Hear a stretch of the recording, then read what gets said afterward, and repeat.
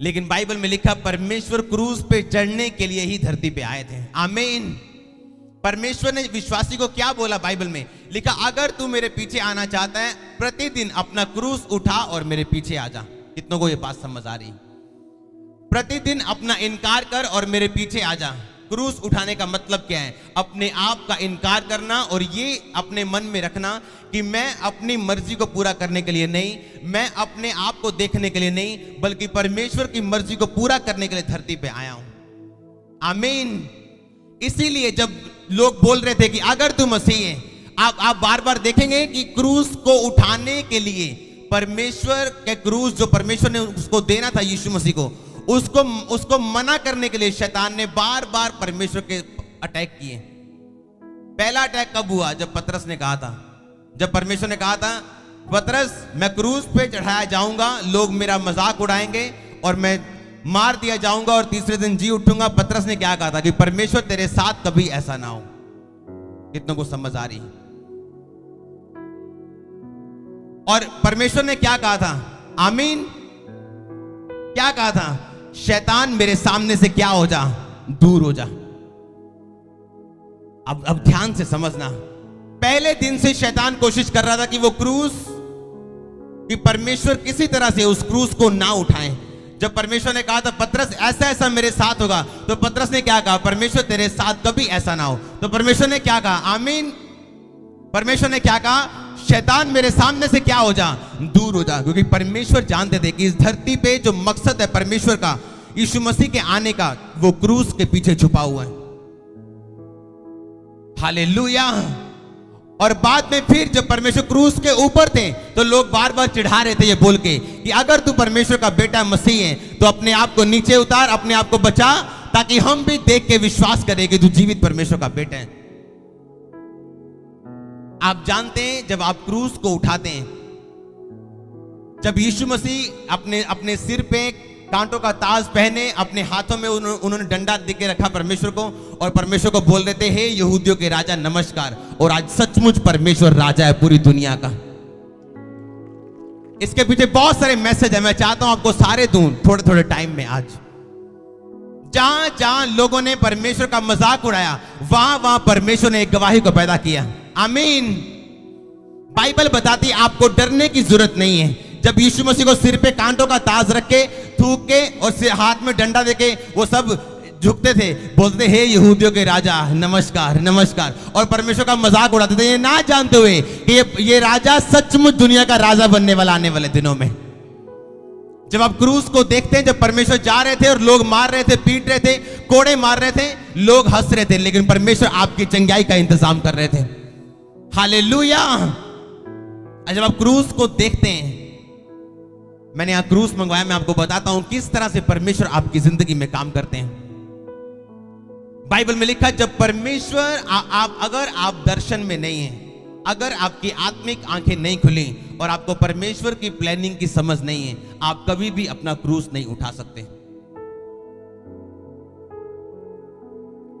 आप जानते हैं जब यीशु मसीह ने क्रूस उठा के यीशु मसीह गए थे, तो रास्ते में एक व्यक्ति ने परमेश्वर का क्रूस उठाया था। उसका नाम क्या था?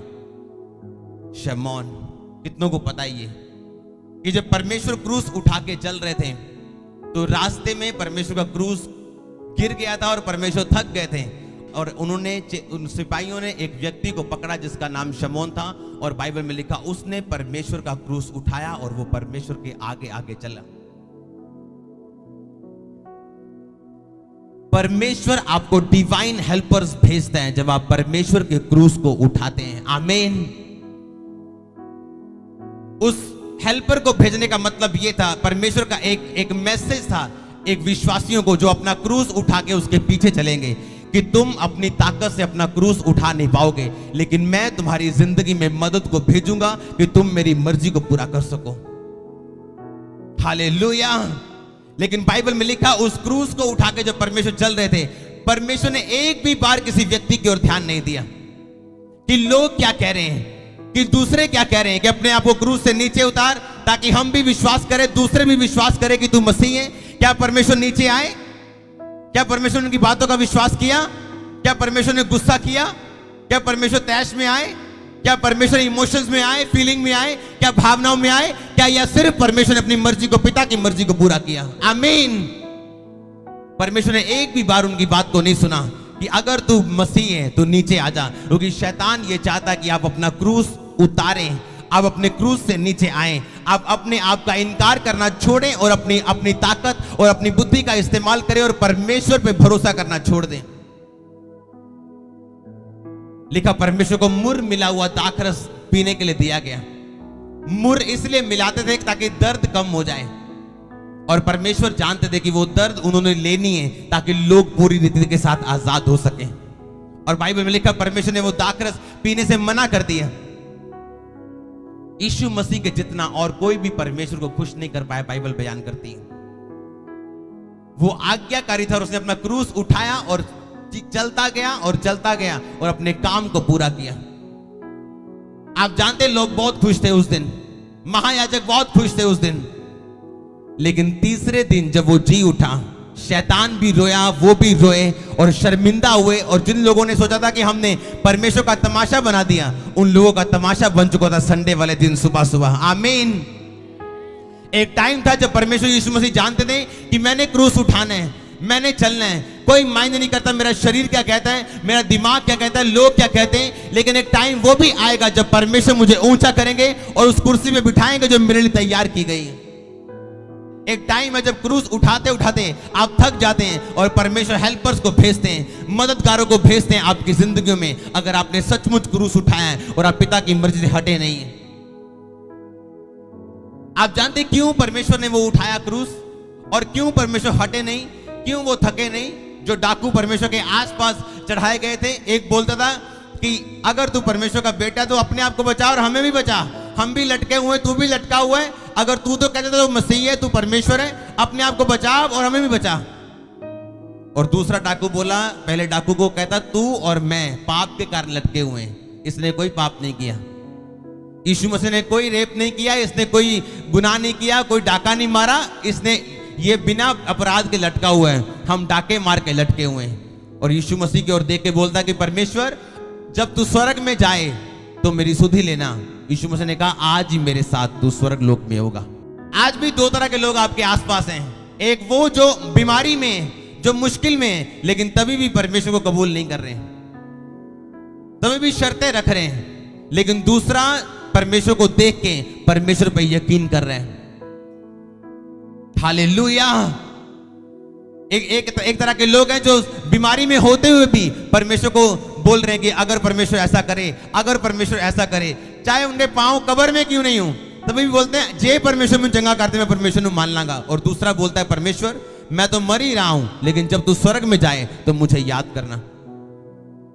आप जानते हैं कैसे परमेश्वर क्रूस उठा के इतनी दूर चले गए? अगर परमेश्वर ये ना जानते कि कोई बात नहीं, इस क्रूस की दर्द की कोई परवाह नहीं, क्योंकि जो संडे होने वाला है वो सारी दर्द को खत्म कर देगा। आमीन। इसीलिए बाइबल में लिखा, लोग बोलते रहे कि क्रूस से नीचे आ, और तरह तरह से शैतान परमेश्वर को तंग करता रहा, लेकिन परमेश्वर यीशु मसीह एक बात जानते थे कि कोई मायने नहीं करता अब आंसू आ रहे हैं, अब शरीर दर्द में है, कोई मायने नहीं करता कि क्या मेरी जिंदगी में हो रहा है, लेकिन जो संडे होने वाला है वो सारी दर्द को खत्म करेगा। आमीन। लिखा एक पल का कलेश अनंत महिमा को आपकी जिंदगी में पैदा करेगा, अगर आप सचमुच के विश्वासी हैं।